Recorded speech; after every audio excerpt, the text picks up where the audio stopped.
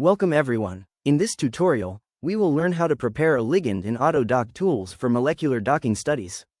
First, open AutoDockTools and ensure that your working directory is already set correctly. Now go to the Ligand menu present on the top menu bar.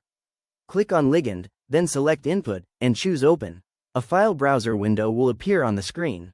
Now navigate to your working folder where the energy-minimized ligand structure is saved.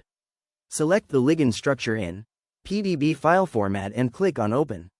The energy-minimized ligand molecule will now be loaded into AutoDockTools and is ready for further ligand preparation steps required for molecular docking. Go to the Ligand menu and click on Torsion tree.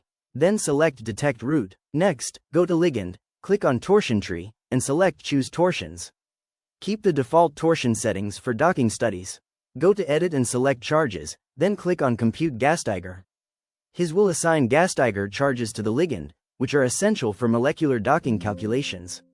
After adding charges, go to Ligand and click on Output, then select Save as PDBQT.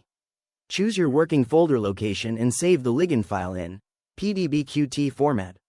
Make sure the ligand name does not contain any spaces or special characters.